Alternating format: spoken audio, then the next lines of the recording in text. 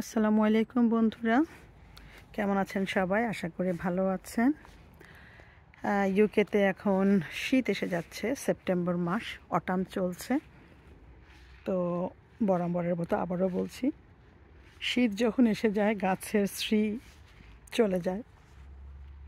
তো আমি এবার কিছু রজনীগন্ধা দেশ থেকে এনেছিলাম, বেশ কয়েকটি গাছ হয়েছে আলহামদুলিল্লাহ।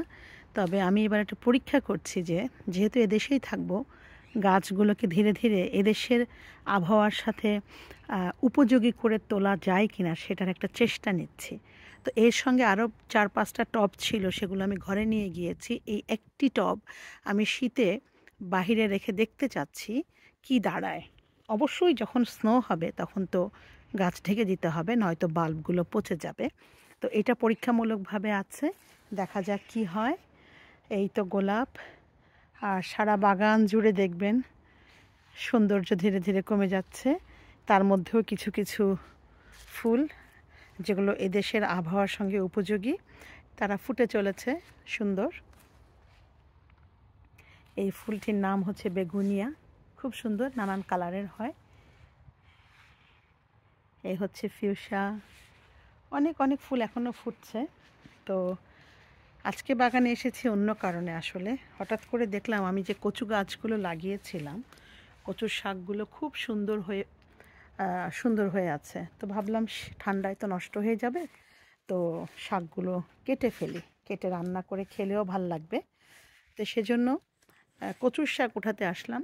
কচুর শাক উঠাতে গিয়ে হঠাৎ করে মনে হলো অনেক দিন আপনাদের জন্য ভিডিও করা হয় না। আমি আপনাদের সাথে শেয়ার করব, অনেক দিন ধরে আমি আপনাদের সাথে বিচ্ছিন্ন হয়ে আছি একটি বিশেষ কারণে, এবং বাগানের প্রতিও আমার সেজন্যই যত্ন নেওয়া সম্ভব হচ্ছে না, কারণ চারিদিকে দৌড়াদৌড়ি করে আসলে ম্যানেজ করতে পারছি না। তো যাই হোক, আমি যেহেতু বাগানের খবরটাই আপনাদের দিই। এই হচ্ছে আমার জবা ফুলের গাছ, পুরো পাতা ঝরে গেছে। এই সেই ম্যান্ডিভেলা। তো এই হচ্ছে আসলে আমার কচু গাছগুলো এখানে ছিল। এখান থেকে আমি একটু আগেই কচুর শাক কেটে নিয়ে গেলাম। তো কেটে নিয়ে যাওয়ার পর হঠাৎ করে মনে হলো নিজের হাতে ফলানো এই শাক কিভাবে রান্না করব একটু আপনাদের সাথে শেয়ার করি। তো সেজন্যই ভিডিওটা অন করলাম। তো চলুন আমরা ভেতরে যাই, ভেতরে গিয়ে দেখি এই শাকটা আমি কিভাবে রান্না করতে পারি। চলুন তাহলে ভেতরে যাওয়া যাক। ও আচ্ছা, তার আগে ভেতরে যাওয়ার আগে আপনাদের আমি দেখাতে চাই, এই হচ্ছে সেই বাকি রজনীগন্ধাগুলো। আমি এগুলো ঘরে এনে রেখেছি।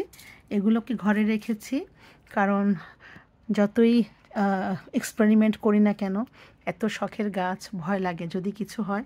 সে কারণে আমি কিছু গাছ এখানে ঘরে রেখেছি, আর একটি গাছ আমি বাহিরে রাখার, একটি গাছ নয়, একটি টব আমি বাহিরে রাখছি। দেখা যাক এই উইন্টারে কি দাঁড়ায় এই রজনীগন্ধার সঙ্গে। তো চলুন আমরা কচু শাকের রেসিপিতে চলে যাই। কচু শাকগুলো আমি এখানে তুলে আনার পর পানিতে ভিজিয়ে রেখেছি। কিছুক্ষণ ভেজার পরে আমি শাকগুলো কেটে নেব। এর মধ্যে আমি আসুন একটু রসুন আর পেঁয়াজ কেটে নেই। সো দর্শক মণ্ডলী, আমি এখন কচুর শাকগুলো কেটে নিয়েছি। কেটে আমি এখানে একটু ফ্রাই প্যানে পানিটা একটু সিদ্ধ করে নেব, কারণ আমি জানি না, আমি কাটার সময় আমার হাতটা একটু চুলকাচ্ছে।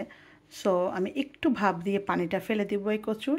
পাশাপাশি আমি এখানে একটু পেঁয়াজ, একটা বড় পেঁয়াজ, মাঝারি কয়েক কোয়া রসুন, আর আমার ডিপ ফ্রিজে কিছু শুটকির কিছু অংশ ছিল, ঠিক শুটকি না, শুটকির কানসা এরকম, কোরাল মাছের, খুব সম্ভবত কোরাল অথবা লাক্ষা, আমি ভুলে গিয়েছি। একটু শুটকি নামিয়েছি, তার সাথে আমি একটু পেঁয়াজ কুচি নিয়েছি, রসুন কুচি নিয়েছি, আর এখানে আমি কচুর শাকটা কেটে ধুয়ে একটু ভাপিয়ে নিচ্ছি। তারপর আমি আপনাদের সাথে আবারও শেয়ার করছি কীভাবে এটা রান্না করব। ততক্ষণ আমার সঙ্গেই থাকুন। দর্শক, কচুর শাকটি 5 মিনিটের মতো সিদ্ধ হয়েছে। আমি একটু দেখে নেব কেমন হয়েছে। অল্প পানি দিয়েছিলাম, মোটামুটি দেখা যাচ্ছে পানি শুকিয়ে গিয়েছে, শাকটা একটু লেগে যাচ্ছে। তা আমি শুনেছি এইভাবে যদি পানিটা শুকিয়ে নেওয়া যায় তাহলে নাকি অনেক সময় গলায় ধরে না। এবার আমি শাকটা নামিয়ে এখানে আমি এখন রান্নায় চলে যাব। বন্ধুরা, যেহেতু আমি এক হাতে ভিডিও করছি, খুব সমস্যা হচ্ছে। এই জন্য প্রতিটা স্টেপ হয়তো আপনাদেরকে দেখানো সম্ভব হচ্ছে না। আমি ফ্রাই প্যান ধুয়ে এখানে একটু তেল নিয়ে নিয়েছি, আর এখানে আমি আগে থেকে কেটে রেডি করে রেখেছি পেঁয়াজ, রসুন এবং একটু শুটকি। তো তেলটা গরম হলে আমি এখানে সব কিছু ঢেলে দেব। বন্ধুরা, যেহেতু আমি একা হাতে ভিডিও করছি, সো সব কিছু প্রতিটা স্টেপ আপনাদের সাথে শেয়ার করতে পারছি না। আমি এখানে ফ্রাই প্যানটি ধুয়ে নিয়েছি, ফ্রাই প্যান ধুয়ে এবং আগে থেকে কেটে রেখেছি এখানে একটু পেঁয়াজ, রসুন আর পেঁয়াজ কুচি করে রেখেছি। আর এখানে আছে আমার ডিপ থেকে বের করা একটু শুটকি। তো তেলটা গরম হলে আমি এখানে সব কিছু ঢেলে দেবো। এদিকে পেঁয়াজ ভাজা হতে হতে আমার কিছু কাঁচামরিচ লাগবে। চলে এলাম আমার কনজারভেটরিতে। এখানে আমার একটি মরিচ গাছ রয়েছে। আসুন আমি মরিচ গাছ থেকে কয়েকটি মরিচ তুলে নিচ্ছি।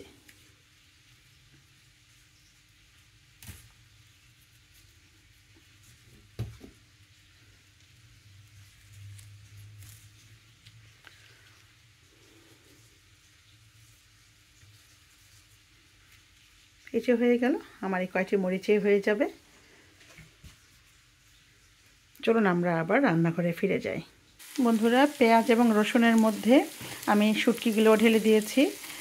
শুটকি দিয়ে যেহেতু কচুটা গলায় ধরে, সে কারণে এটাকে ভাপিয়ে যদি পানিটা ফেলে দিয়ে কচুর ভিটামিন চলে যায়, তবে সেই কারণে আমাদেরকে কচুটাকে একটু বেশিক্ষণ রান্না করতে হবে। যেহেতু বেশিক্ষণ রান্না করতে হবে, পেঁয়াজটা ভাজা হতে হতে বেশি পুড়ে গেলে কচু দেওয়ার পর পেঁয়াজের গুণাগুণ নষ্ট হয়ে যাবে। এই জন্য পেঁয়াজটা এই পরিমাণ ভাজা হওয়ার পরে রসুন এবং পেঁয়াজের কাঁচা ভাবটা চলে গিয়েছে। তো এই সময়ে আমি এখন কচুগুলো এখানে ঢেলে দেব।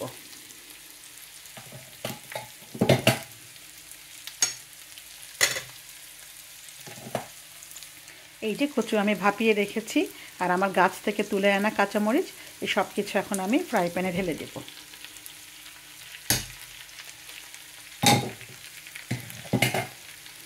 এরপর কচু এবং পেঁয়াজ সব কিছু খুব ভালো করে মিশিয়ে নেড়ে আমি ঢাকনা দিয়ে ঢেকে দেব। পুরা আমি 5 মিনিট পরে ফিরে এলাম। দেখি কি অবস্থা। কচু এবং পেঁয়াজ বেশ ভালোই সিদ্ধ হয়ে এসেছে। আমি এখন ধীরে ধীরে এখানে মশলা দিয়ে দেব।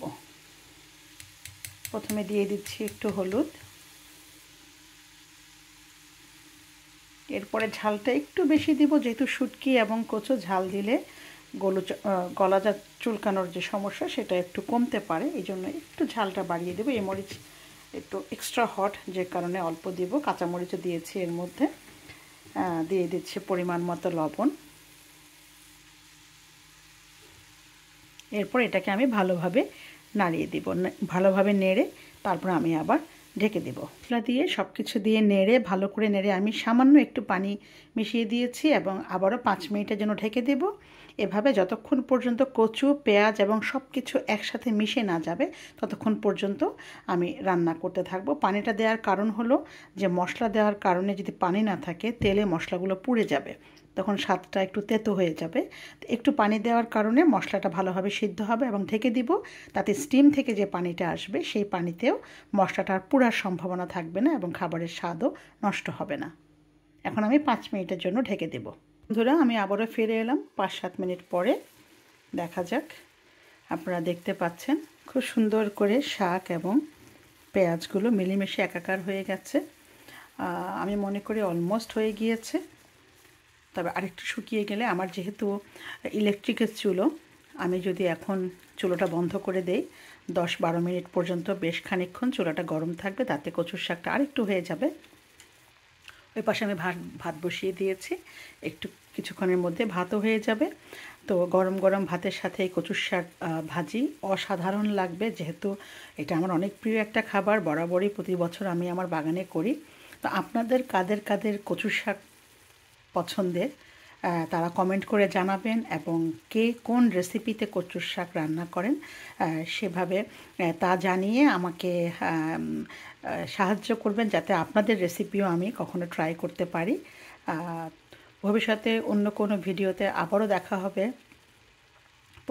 পরস্পরকে আমরা দোয়ায় স্মরণ রাখবো একে অন্যের জন্য আমরা মানুষ যে প্রান্তেই থাকি না কেন, যত অচেনাই হই না কেন, আমরা সবাই সবার জন্য দোয়া করব। সবাই মিলে যেন আমরা ভালো থাকতে পারি, সুস্থ থাকতে পারি, সবার পরিবারে নিজ নিজ পরিবারের সদস্যদের নিয়ে যেন আমরা আনন্দে থাকতে পারি। আসুন আমরা সেই দোয়া করি সবাই সবার জন্য। আমার জন্যও দোয়া করবেন, আমার পরিবারের জন্যও দোয়া করবেন। আপনাদের সবার জন্য রইল আমার অন্তরের অন্তঃস্থল থেকে দোয়া এবং ভালোবাসা। আমাকে আপনাদের মূল্যবান কমেন্ট দিয়ে কিভাবে আমি আরও ভালো করে ভিডিও করতে পারি সাহায্য করবেন। সেই সাথে আপনাদের রেসিপি শেয়ার করতে ভুলবেন না, এবং যদি সম্ভব হয় আমার এই রেসিপি ট্রাই করেও কার কেমন লাগলো কমেন্ট করে জানাবেন। ভালো থাকুন, কথা হবে আগামীতে অন্য কোনো ভিডিওতে।